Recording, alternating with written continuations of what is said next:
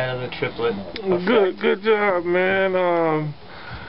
Once again, welcome to, we just hanging out with another Detroit bass player. This time we got Mr. Larry Fritzley. Detroit bass player Larry Fritzley this time. And friends. Who else we got here? Jerry Farley. This is the guitarist, my guitarist from Silent Aggression. Who is it again? I'm his bass player, however you want to look at it.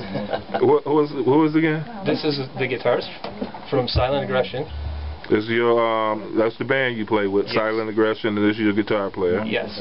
So y'all, if you're checking this out, go look up Google Silent Aggression, YouTube. Facebook, Silent Aggression. Yep. Oh, I think I saw that with the S and the A intertwined together. Yep. Yeah, okay, I saw you. I went to go check it out. Who else we got here? Carabadian. Eric Carabadian, guitar and vocals, worked with Larry a long time. Okay. Chain Reaction. Many years. and Chain then, Reaction. Chain Reaction. Then we got over here. Who was that? Over there. Who was that? Reggie Canty in the house. And who else we got here? Katina. Yeah, everybody here, we just hanging out with Larry Fritzley. We doing a Detroit bass player interview, Larry Fritzley. First thing I like to always ask everybody, because I'm curious, is when did you start playing bass? When I was 13, so that would be the 70s. I can't even, I'm so old now, I can't even figure out what part of the 70s. But I got Kiss Alive 2, and I knew I got a black Les Paul copy because of Ace Frehley, and then I decided it was too hard, so I wanted to play bass. So we went and got a bass, and I realized it wasn't, the guitar was too hard, the bass was more fun. I felt like I could do a lot with that, and I had more fun doing it, and I trained myself. I wanted to practice as opposed to the guitar. I kind of ran away from it, because leave it to guys like this who know how to play guitar. Make all the noise. Okay, so so how long you say you've been playing now, you think? Oh, it must be 30 years. Wow, yeah, you've I'm 46, so. Been playing 30-something years. That's good. Who are some of your favorite bass players? Steve Harris from Iron Maiden. I used to drop the albums down when they were albums, and not CDs. And I would pick up the bass and try to emulate it, and I couldn't. But I didn't give up, like that fingering style. I was only doing this, and I found out that wasn't cutting it. So it took a lot of practice to get to, you know, and then that's one of their songs, as a matter of fact. It's called The Trooper. But who else? Bootsy Collins. Another Detroit bass player. Geddy Lee. I'm more of a metal person, I have to, you know. That's so I tended to what I was listening to. I tried to emulate. But as a matter of fact, when I'd have to say, when I got with Eric in Chain Reaction, I'm glad I got to be in that band because it showed me how to play different.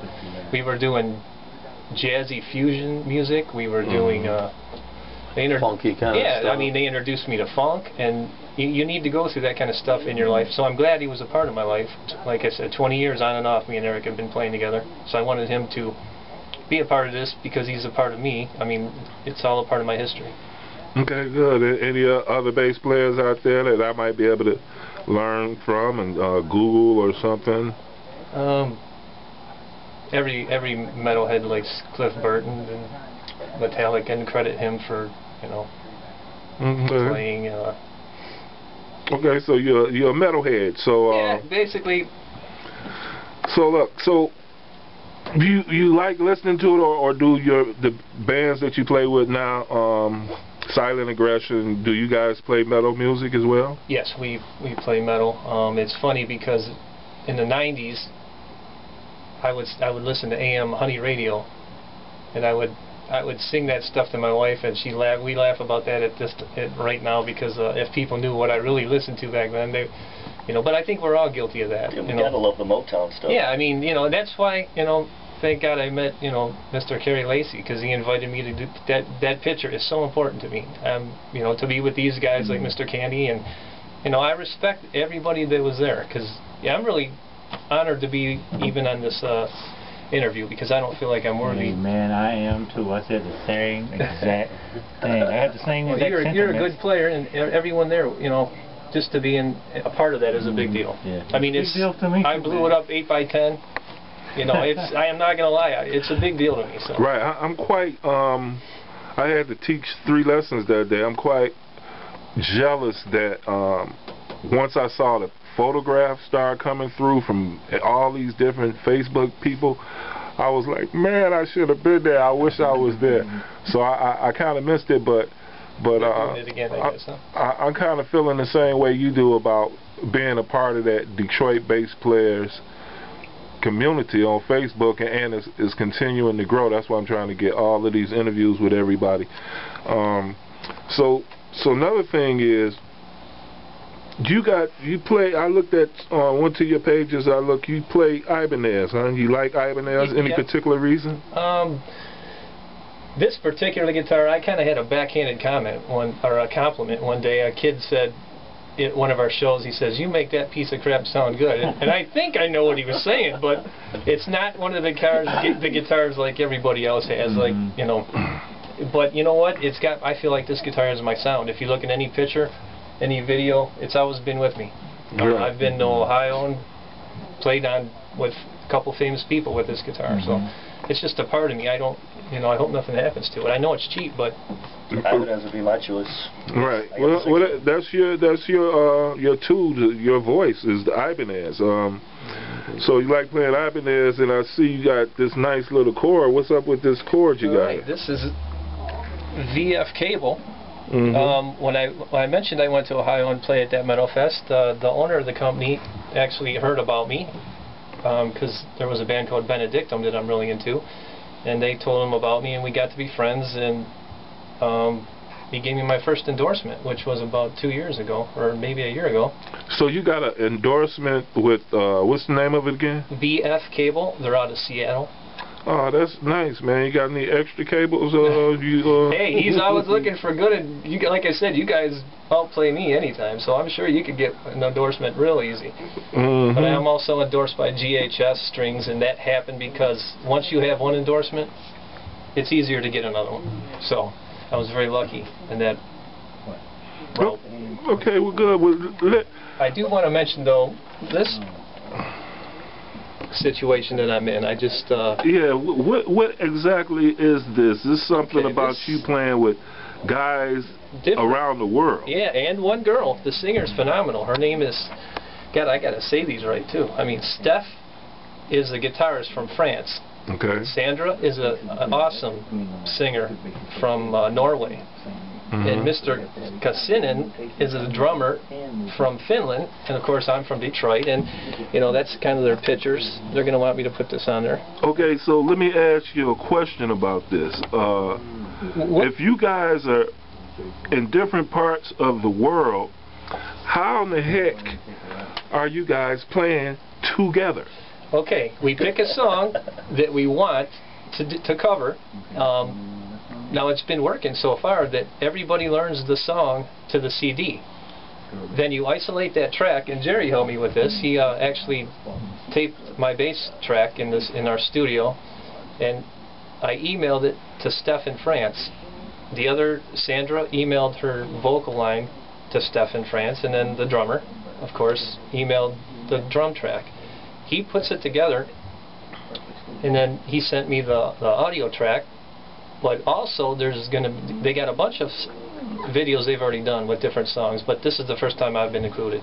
And you actually hear the song, you pantomime to the track, and then you send them the video of you pantomime to the track, and then there's like, help me explain this, there's like you get the video on YouTube, but in each box, like there would be me, and then Sandra's in the middle singing, and then Steph is in the corner playing guitar, and it like different art. Yeah, it's and different. they fade them in, they fade them out, and different players go. So again, I'm kind of humble. I said, I really want to do this, but I don't know if I can. I said to my wife, and I tried it, and it came out really good. It should be out in a week. I actually have a little snippet that I could have gave you, but I didn't bring it with me. But okay, well, it's really. If I want to go see this snippet of you guys never met. No. Never met, but yet you wind up playing together, which I think that's music technology is going there anyway. Yeah, awesome.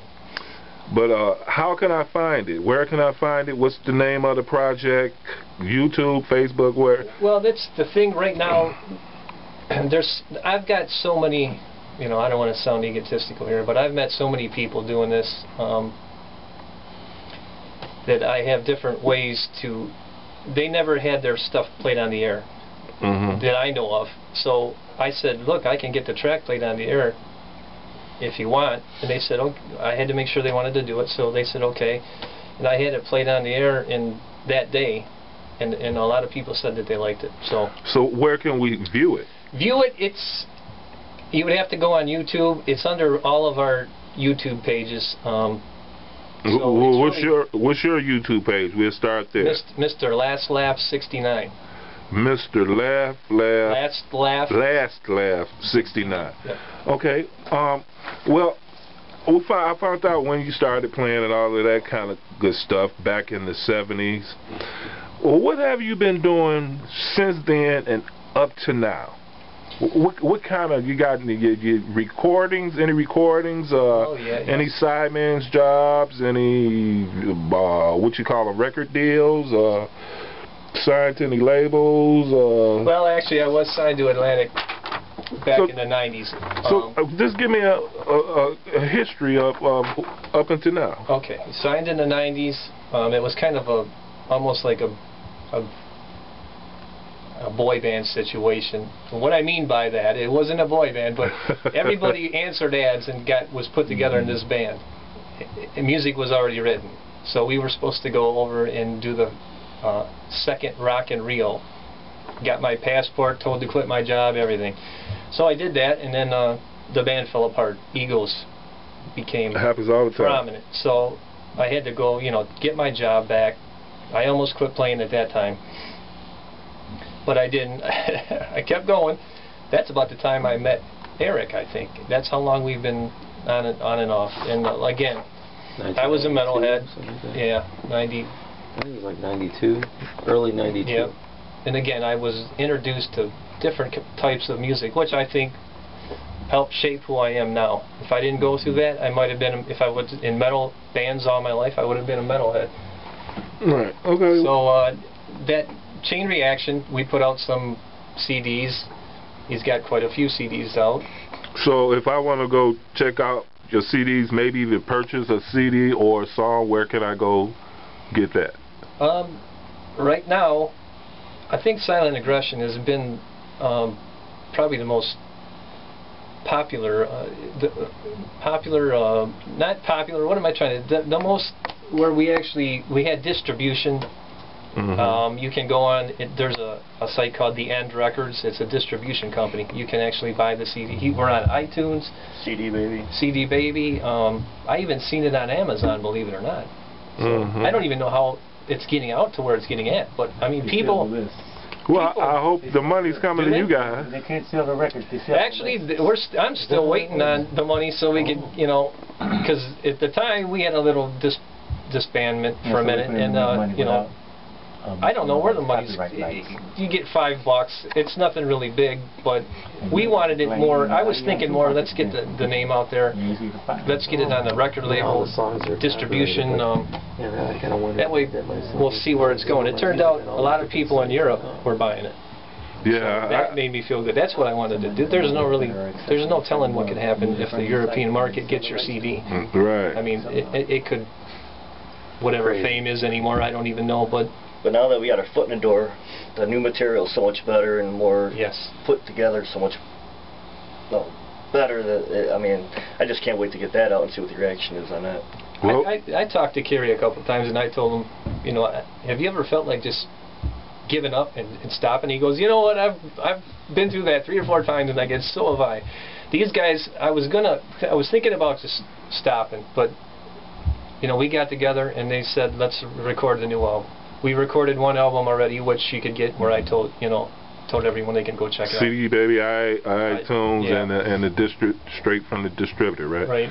Well, so you guys record, and I'm sure you guys, when you perform, you might have a extra staff member not on stage at the moment that's selling these CDs. Where are some of the places you performed, and have you ever opened up for anybody that you feel, you know, real special, like, wow, we open up for these guys? Or have you ever closed and some guys open up for you? I mean, well, give me a list. We were more along the lines, I think, and this was, you know, I would say Testament was my favorite show. Yeah, I try to include, not that I'm the boss or anything, I don't mean it to go there. When I say I mean, I do some of the booking, and I know a lot of people from playing 30 years. It's just the way things go and doing this. And then, so Testament, I knew he liked a lot, and we had an opportunity to get that show, and they busted their humps selling tickets. That's another thing I don't like about Detroit with metal, is you got to sell tickets to open for these people. Mm-hmm. But I'm not going to go there. But anyway, these guys busted their humps, and they sold all the tickets. It was 100 tickets at $20 a pop, and they busted their humps. Our singer Clinton busted his hump to sell, and so we got to open for Testament. That was a big deal. A couple nationals went on before us, so we got up going right in the middle of the big boys. Of course, that was me throwing a fit, because we did sell the tickets, and I said, you know what, you're not paying us. So we ended up, one of the headliners that they brought, I put up such a fight that they ended up going on before us. So that's what you got to do. We're not getting paid, but you got to fight for it. Yeah. Still got to play in front of a few thousand people. And another thing, I opened for Mitch Ryder, and I'll never forget looking over to the right, and he was nodding, standing there watching me. Mm-hmm. And at the end of the show, he came up and said, you know, you're a really good bass player. And I was like, now that made my day. Mitch Ryder to tell me that. That's something, and I don't think I'm any good. There's some truth to it. You know, there's a lot of better bass players. Two of you right here. You know, it's just, I think we need these things in life to keep us going. Mm-hmm. Right. Well, you know, I ramble a lot when I talk, so I'll probably edit this out. But what happens is, one man's best is another man's worst. If I got up and played and you got up and played, if I was playing metal and then you came and played some metal, some guys probably say, well, that guy, Big Eye, sucks.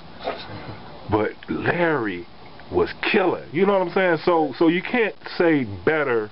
I try to stay away from better. It's just different. Two different bass players sitting here. Not better. I mean, I have guys that I know more about music, but they run me around the table, you know. Better? I don't know. It just depends on who you're talking to. Right. What style of music you're playing. Yeah, different flavors, I guess. Yeah, exactly.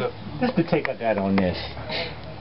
Nobody can play the music that resides in between your ears better than Larry Fritzley. Okay. No matter whether it's Stanley Clarke or anybody else, they can't approach it. Just like you can approach theirs.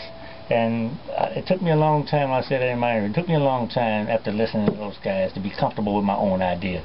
You know, I wonder what Stanley like this, I wonder what Jocko like this. You don't know whether they like it or not. And most of the time the stuff that you play that doesn't strike you, strikes somebody else. Right. Yeah, I feel you. I feel you. You know, I had a talk with Kerry too, and I'm, you know, lately there's been some things going wrong, but I'll tell you, he kind of, you know, I'm glad I met Kerry. You know, he's a good guy, and he kind of gives you that stuff you need sometimes. And these guys are good too. That's why I keep going. You know, Eric has been a good friend. He's a good player. The band is excellent. They taught me stuff. I don't mind telling them that. You know, Thank you, man. Different. Bass players rule, but bass players rule, but we couldn't do it by ourselves. We gotta have that guitar. We gotta have that guitar. You know, you gotta have them. Gotta have the drums, right. But we still rule. I'm forgive me for being so conceited, but it's you know what? I didn't want to keep you all day. I just wanted to get you on an interview. You know, I'm trying to get every single last Detroit bass player. This is proof right here. So anything else you want to say in closing that you want us to know? Because there's a lot of bass players that probably look at this. You know, I'm gonna put it on a few spots, YouTube, Detroit Bass Players Facebook, if Kerry and them give me their blessings, and they might want to hear something that you got to say that I didn't ask you. Anything you want to add?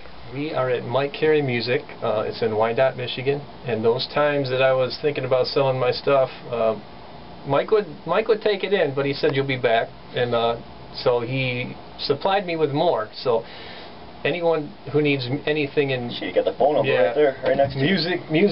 Yeah, here we go. Let's give him a prop for letting us have this interview here too.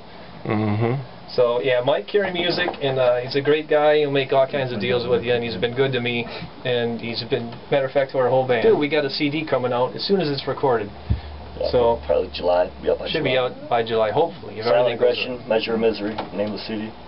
No, I just think it's a great thing that the site is even out there, and everybody. And which site is that again? Detroit Bass Players. On Facebook. That's right. So you go to Facebook, and then you punch in, search for Detroit Bass Players, and then they can see you, me, everybody, Mr. Canty, and a few other hundreds of bass players on there if they want to know where Detroit is coming from and the surrounding metro area. We can go there, Facebook.com, then search for Detroit Bass Players. And because everyone's very accepting, and you know, it's so great for everybody to get along. You notice that we were the first ones to open up this page. We got cities like Chicago are trying to duplicate what we're doing. They got a lot of likes. They ain't got no members. Okay, any members who are, who are good, and they don't have egos, and we all embrace each other. That's what you just said. Bass players are devoid of egos. And that's why we get along so bad. No matter what genre it is, we're still in one community. Everybody respects. Then you got your drummers and Try that with drummers and guitar players. Okay. I don't know how he fit in the room with that big head, but you know what? He's great. So we're giving our props out again to Detroit Bass Players and Craig Sconey. And again, ladies and gentlemen, this is Detroit bass player Mr. Larry Fritzley. You got any stage names? No. They just call you Larry? Just Larry Fritzley. Like I said, I wish I could be half as good as some of the players on there. I know, but still, that's how I feel. I do what I do, and if you like it, then that's great. Well, man, just take us out with something, doing what you're doing. Ladies again, once again, Mr. Larry Fritzley, Detroit bass player Larry Fritzley.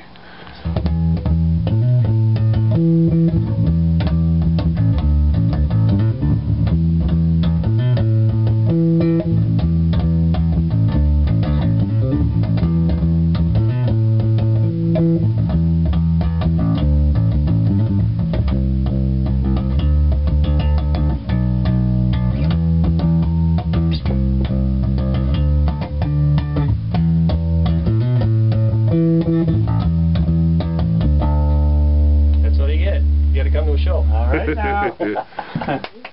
See ya.